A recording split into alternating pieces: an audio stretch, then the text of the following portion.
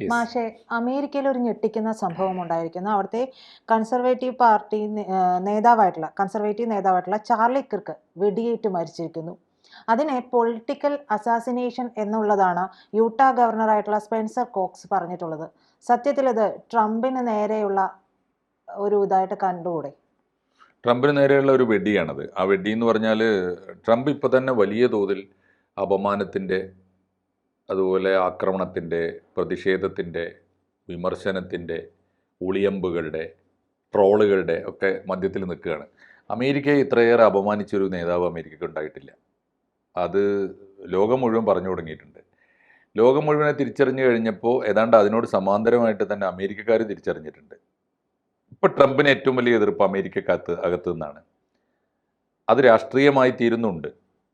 ഇപ്പോൾ ട്രംപ് ഒരു റിപ്പബ്ലിക്കൻ നേതാവ് എന്ന നിലയിലാണ് വന്നത്.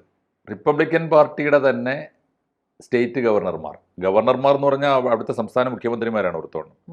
സ്റ്റേറ്റ് ഗവർണർമാർ സാധാരണ രീതിയിൽ അമേരിക്കൻ ഡിസിപ്ലിൻ വെച്ചിട്ട് ഒരു ഗവർണറും പ്രസിഡന്റിനെതിരെ ശബ്ദിക്കാറില്ല. കാരണം പ്രസിഡൻഷ്യൽ റിപ്പബ്ലിക്കാണ് അമേരിക്ക. പ്രസിഡന്റുമാരെ ചോദ്യം ചെയ്യുന്നത് അമേരിക്കൻ ഡിസിപ്ലിന് നിരക്കുന്നതല്ല. അത് ഇന്ത്യൻ ജനാധിപത്യം പോലെ കുത്തഴിഞ്ഞ് കിടക്കുന്ന ഒരു സാധനമല്ലല്ലോ. പക്ഷേ എത്ര ഗവർണർമാരായി നോക്കൂ. ഇപ്പോൾ ഒടുവിലത്തെ ഗവർണറാണ് ഈ പറഞ്ഞത്.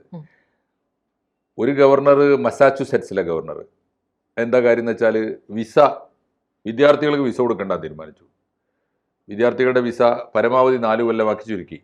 അപ്പോൾ എന്താ ഉണ്ടാവുന്നത്? മസാച്യുസെറ്റ്സ് എന്ന് പറയുന്ന ഒരു സ്റ്റേറ്റിലെ ഒട്ടുമിക്ക വ്യാപാര സ്ഥാപനങ്ങളും നടന്നിരുന്നത് ഈ വിദേശ വിസ കൊണ്ടാണ്.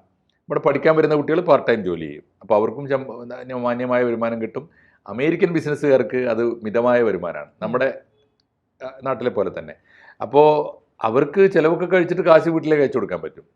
അപ്പോൾ ഈ വിദേശ വിദ്യാർത്ഥികളുടെ വിസ നിയന്ത്രണം, എക്സ്ചേഞ്ച് വിസകളുടെ നിയന്ത്രണം, അതുപോലെ മീഡിയ വിസയ്ക്ക് യാതൊരു നിയന്ത്രണം ഉണ്ടായിരുന്നില്ല. മീഡിയ വിസ ഏർപ്പെടുത്തി. ഇപ്പോൾ പറഞ്ഞില്ലേ, 8 മാസമേ ഒരു മീഡിയ പ്രവർത്തകന് അമേരിക്കയിൽ, ഒരുപക്ഷെ സ്വന്തം നാട്ടിൽ നിന്ന് മീഡിയ പ്രവർത്തകരുടെ ജീവൻ വലിയ അപകടത്തിലാണല്ലോ.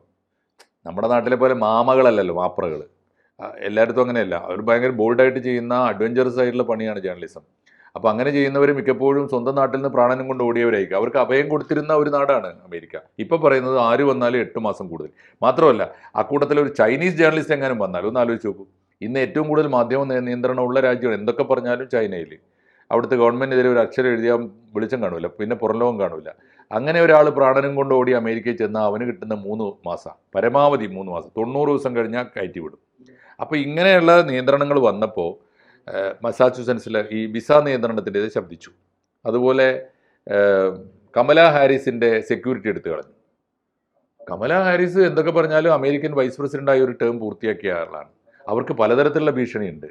പ്രത്യേകിച്ചും ട്രംപ് തന്നെ വഷളാക്കിയ ഭീഷണിയുണ്ട്. കാരണം എന്താ വെച്ചാൽ ഈ വിദേശികളോടുള്ള പ്രത്യേക ഒരു നിലപാട്. കമലാ ഹാരിസ് ഒരു ഇന്ത്യൻ വംശജയാണ് എന്നുള്ളൊരു പേര് അവർക്കുണ്ട്. അപ്പോൾ മാത്രമല്ല, ഈ അവിടുത്തെ യാഥാസ്ഥികന്മാർക്കെതിരായി വളരെ ശക്തമായ ഫെമിനിസ്റ്റ് നിലപാടുകൾ സ്വീകരിച്ച ഒരാളാണ് അവർ.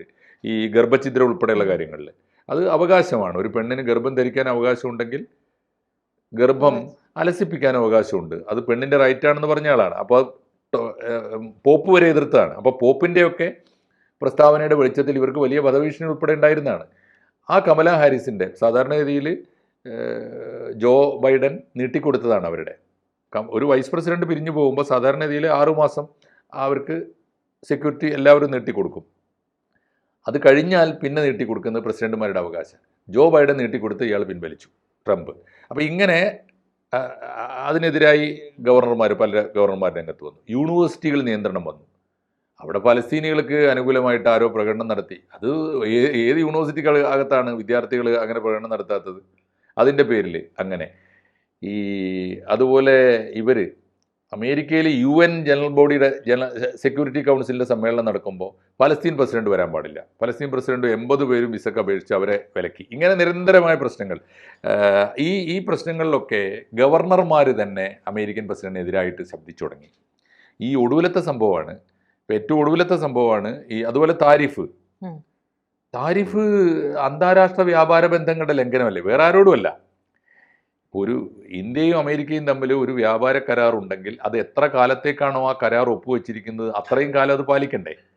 അതിനിടയിൽ എന്തെങ്കിലും മാറ്റം വരുത്തണമെങ്കിൽ ഉഭയകക്ഷി ചർച്ച നടത്തണ്ടേ? ഏകപക്ഷീയമായി ഇന്ത്യക്കാർ ശരിയല്ല, എനിക്ക് നോബൽ പ്രൈസ് കൊടുക്കണമെന്ന് പാകിസ്ഥാൻ പറഞ്ഞപ്പോൾ ഇന്ത്യക്കാരതിന് കൂട്ടുനിന്നില്ല. ഒന്ന്, ഈ ഞങ്ങളുമായിട്ടുള്ള കരാറിൽ ഇന്ത്യ കൃത്യമാണ്, ഒരു വിട്ടുവീഴ്ചയും ചെയ്തിട്ടില്ല, എല്ലാം കൃത്യമായി പാലിക്കുന്നുണ്ട്. പക്ഷേ അതേ ഇന്ത്യ ചൈനയിൽ നിന്ന് എണ്ണ വാങ്ങാൻ പാടില്ല, റഷ്യയിൽ നിന്ന് എണ്ണ വാങ്ങാൻ പാടില്ല, ഇങ്ങനെയൊക്കെ ഉണ്ട് ഒരു നിലപാട്.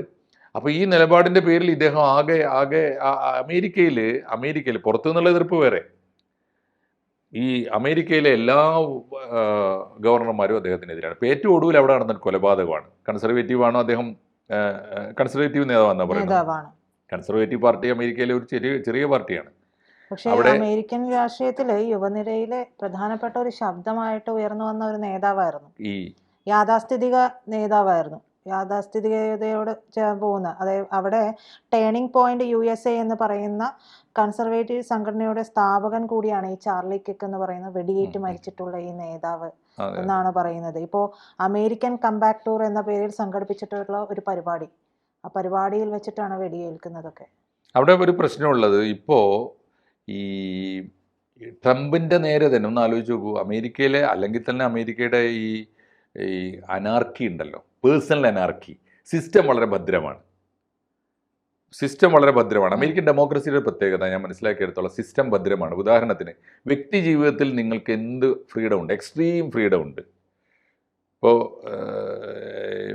അമേരിക്കൻ പ്രസിഡന്റിനെ ഒരിക്കൽ ഇംപീച്ച് ചെയ്ത് ഓർമ്മയില്ലേ? എന്താ കാര്യം എന്ന് വെച്ചാൽ, ഒരു സ്ത്രീയുമായിട്ടുള്ള ബന്ധം, അവരുടെ സെക്രട്ടറി ആയിരുന്ന മോണിക്ക ലെവിൻസ്കിയുമായി ഉണ്ടായിരുന്ന ക്ലിൻ്റൻ്റെ ബന്ധം, ക്ലിൻ്റനെ ഇംപീച്ച് ചെയ്തപ്പോൾ അമേരിക്ക എന്താ പറഞ്ഞത്? ക്ലിൻ്റൺ ലെവിൻസ്കിയുമായുള്ള ബന്ധത്തിൽ ഒരു തെറ്റുമില്ല, അത് അമേരിക്കൻ പൗരൻ്റെ അവകാശമാണ്, അത് അമേരിക്കൻ പൗരൻ്റെ ഫ്രീഡമാണ്. പക്ഷേ അത് വിവാദമായി തീർന്നപ്പോൾ പാർലമെൻറ്റിനകത്ത് ഈ പറഞ്ഞ അവർ ഹാജരാക്കിയ ചില തെളിവുണ്ടല്ലോ, അത് ശരിയല്ല എന്ന് ഇദ്ദേഹം പറഞ്ഞുപോയി. പാർലമെന്റിനോട് നുണ പറഞ്ഞാൽ പൊറപ്പിക്കാൻ പാടില്ല, അങ്ങനെ ഇംപീച്ച് ചെയ്തു. അതാണ് സിസ്റ്റം ഭദ്രമാണ്, വ്യക്തിപരമായി ഭയങ്കര വിചാരിക്കുന്ന ലെവൻസ്കിയുമായിട്ടുള്ള ബന്ധം എന്നുള്ളതാണ്. ആ ബന്ധത്തുമേലല്ല ശരിക്കും അവിടെ വിഷയമായത്. മാഷിപ്പോ പറഞ്ഞ പോലുള്ള അവിടെ പ്രശ്നം ഉണ്ടായതാണ്. നുണ പറഞ്ഞു, കളവ് പറഞ്ഞു. സത്യം പറഞ്ഞാൽ മതി, ഞാനും അവളും തമ്മിൽ റിലേഷനിലായിരുന്നു, ഫിസിക്കൽ റിലേഷൻ, എല്ലാ റിലേഷനും ഉണ്ടായിരുന്നു. അത് കാരണം എക്സ്ട്രാ മെറിറ്റൽ റിലേഷൻ അവിടെ ഒരു കുറ്റമല്ല, അത് ഫ്രീഡമാണ്. പക്ഷേ പാർലമെന്റിനോട് നുണ പറയാൻ പാടില്ല, അതാണ് അവിടുത്തെ. അപ്പോൾ ഈ പേഴ്സണൽ അനാർക്കി ഉണ്ടല്ലോ, പേഴ്സണൽ അനാർക്കിയുടെ പ്രശ്നം എന്താണെന്ന് വെച്ചാൽ തോക്ക് കൊണ്ട് നടക്കാൻ ലൈസൻസ് വേണ്ട. അപ്പോൾ സ്കൂളിൽ പഠിക്കുന്ന കുട്ടികൾക്ക് പോലും കണ്ടിട്ടില്ലേ, സ്കൂളുകളിൽ പഠിക്കുന്ന കുട്ടികൾക്ക് പരസ്പരം ആരെങ്കിലും ഒന്ന് മൂക്കിൽ തോണ്ടിയാൽ പിന്നെ ചെയ്യുന്നത് തോക്കെടുത്ത് വെടിവെക്കുകയാണ്. അതൊക്കെ അവിടെ സാധാരണമാണ്. ഇപ്പോൾ വന്ന് അമേരിക്കൻ പ്രസിഡന്റ് പ്രസംഗിച്ചുകൊണ്ടിരിക്കുമ്പോൾ നമ്മൾ എന്താ ചെയ്യുക? ഇപ്പം നമ്മുടെ നാട്ടിലാണെങ്കിൽ നമുക്ക് ഇഷ്ടമില്ലാത്തൊരു രാഷ്ട്രീയ നേതാവ് സംസാരിച്ചുകൊണ്ടിരിക്കുമ്പോൾ നല്ലതാണ് പറയുന്നതെങ്കിൽ നമ്മൾ കൈയടിക്കും, മോശമാണ് പറയുന്നതെങ്കിലോ മോശം ഓഡിയൻസും ആണെങ്കിൽ കൂക്കി വിളിക്കും, അങ്ങനെയല്ലേ ചെയ്യുള്ളൂ. അതല്ല മാക്സിമം ചെയ്യാവുന്നത്. അമേരിക്കൻ പ്രസിഡന്റ് പ്രസംഗിക്കുമ്പോൾ വായി തോന്നിയത് പറഞ്ഞപ്പോൾ ജനങ്ങൾ എന്താ ചെയ്ത്? വെടിവെച്ചു. ആ ഫ്രീഡം എടുക്കുകയാണ്. എന്ന് വെച്ചാൽ ട്രംപിൻ്റെ കാലത്ത് അമേരിക്കൻ അനാർക്കി, അമേരിക്കയിലെ പേഴ്സണൽ അനാർക്കി പ്രസിഡന്റിന് നേരെ തന്നെ വന്നു. എന്നിട്ട് ട്രംപ് അതിനുശേഷം കാണിക്കുന്ന വിഭ്രാന്തികൾ എന്താണ്? ട്രംപ് ലോകം മുഴുവൻ നടന്നു കാണിക്കുന്ന കോമാളിത്തരം എന്താണ്? അങ്ങനെ ഒരു അവസ്ഥയിൽ ജനങ്ങൾ കൂടുതൽ അനാർക്കികളായിക്കൊണ്ടിരിക്കുകയാണ്. അതുകൊണ്ട് ട്രംപിന് മാത്രമല്ല, ഈ ട്രംപിനെ പോലെ അല്ലെങ്കിൽ ട്രംപിനെ വിമർശിച്ചോ സംസാരിക്കുന്ന ഏതൊരാൾക്കും ഈ ഭീഷണി നിലവിലുണ്ട്. അതാണ് ഈ ക്രീക്കിൻ്റെ കൊലപാതകം. അയാൾക്ക് സ്വന്തം സംഘടന ഉണ്ടാക്കാനും എന്ത് നിലപാടെടുക്കാനുള്ള അവകാശമുണ്ടല്ലോ. കൺസർവേറ്റീവാണ്, വളരെ യാഥാസ്ഥികനാണ്, തർക്കമൊന്നുമില്ല. അതുകൊണ്ട് തന്നെ തീർച്ചയായിട്ടും അമേരിക്കയിൽ ഈ രണ്ട് ചേരി എന്നും ഉണ്ട്. വേണമെങ്കിൽ ട്രംപിന് അനുകൂലിയാണ്, ട്രംപിൻ്റെ ഇപ്പം അദ്ദേഹത്തിൻ്റെ പാർട്ടിയല്ല, മിക്കവാറും അദ്ദേഹം റിപ്പബ്ലിക്കൻ അല്ല എന്ന് ആണ് പറയുന്നത്. അപ്പോൾ റിപ്പബ്ലിക്കൻ പാർട്ടിക്കാരനല്ലെങ്കിലും ട്രംപിന് ഭീഷണിയായി തീരാവുന്ന വിധത്തിൽ വളർന്നു വരുന്ന നേതാവാണ്. അയാളെ കൊലപ്പെടുത്തി എന്ന് പറഞ്ഞാൽ അതിൻ്റെ പിന്നിൽ രാഷ്ട്രീയ കൊലപാതകമാണ്, അതിൻ്റെ പിന്നിൽ ട്രംപിൻ്റെ കൂടി കൈ ഉണ്ടാവാം എന്ന് സംശയിക്കുന്ന മട്ടിലാണ് ഈ ഗവർണറുടെ പ്രസ്താവന. അപ്പോൾ അതിൻ്റെ അർത്ഥം എന്താ? അമേരിക്കൻ പ്രസിഡന്റ് രണ്ടാമത്തെ ടേമാണ് അദ്ദേഹത്തിന് കിട്ടിയത്, കാലാവധി പൂർത്തിയാകുന്നതിന് മുമ്പ് തന്നെ ഒരു ഇംപീച്ച്മെൻറ്റിലേക്ക് നീങ്ങുകയാണ്. അതുകൊണ്ട് ട്രംപിനെ ഇംപീച്ച് ചെയ്യാൻ ഇപ്പോൾ ഇംപീച്ച് ചെയ്യാൻ ആരാ തീരുമാനിക്കുക? പാർലമെൻറ്റും ഈ ഗവർണർമാരുടെ കൗൺസിലും ഒക്കെയാണ്. അപ്പോൾ പതുക്കെ ട്രംപിനെ ആഗോള സമൂഹം ഉപേക്ഷിച്ചു. ഏറ്റവും ഒടുവിൽ ചങ്കായി കൊണ്ടുനടന്ന ഇസ്രായേലാണ് കഴിഞ്ഞ ദിവസം പോയി പണി നോക്കാൻ പറഞ്ഞത്. അതെ. ഞങ്ങൾ ഖത്തറിനെ ആക്രമിക്കണോ വേണ്ടെന്ന് ഞങ്ങൾ തീരുമാനിക്കും, ആക്രമിച്ചു അവർ. അപ്പോഴാണ് ഞാൻ പറഞ്ഞിട്ടാണ് എന്ന് ഇദ്ദേഹം പറയുന്നത്. പരിഹാസ്യനായി മടങ്ങി. ഇദ്ദേഹം വെടിനിർത്താൻ പോയി ഇസ്രായേലിലും ഫലസ്തീനിലും, നടന്നില്ല. ഇദ്ദേഹം വെടിനിർത്താൻ വന്നു ഇന്ത്യയും പാകിസ്ഥാനിലും, വന്നില്ല. ഇദ്ദേഹം യുക്രൈനിലും റഷ്യയിലും വെടിനിർത്താൻ പോയി, ഒന്നും നടന്നില്ല. എവിടെയും എല്ലാത്തു നിന്നും അപമാനത്തിൻ്റെ വെടി കൊണ്ട് തിരിച്ചു പോകുന്നു. ഇപ്പോൾ അദ്ദേഹത്തിന് അവസാനത്തെ അപമാനം അമേരിക്കൻ പാർലമെൻറ്റ് അദ്ദേഹത്തെ ഇംപീച്ച് ചെയ്യാനും കാലാവധി പൂർത്തിയാക്കുന്നതിന് മുമ്പ് തന്നെ പടിയിറങ്ങി പോകുന്ന നാണം കെട്ടൊരു കാഴ്ച ലോകത്തിന് കാണേണ്ടി വരും എന്നാണ് ഇപ്പോഴത്തെ സൂചനകൾ വെച്ച്. അതിന് കിട്ടിയ ഒടുവിലത്തെ ഒരു വടിയാണ്. കൊലപാതകം എന്ന് പറയുന്നത് അമേരിക്കൻ ഗവൺമെൻറ്റിൻ്റെ മുമ്പിൽ ഏറ്റവും പ്രധാനപ്പെട്ട കുറ്റമാണ്. ആ കുറ്റത്തിൽ സംശയത്തിൻ്റെ നിഴലിൽ നിൽക്കുന്നത് പോലും അമേരിക്ക ഗൗരവമായിട്ടെടുക്കും.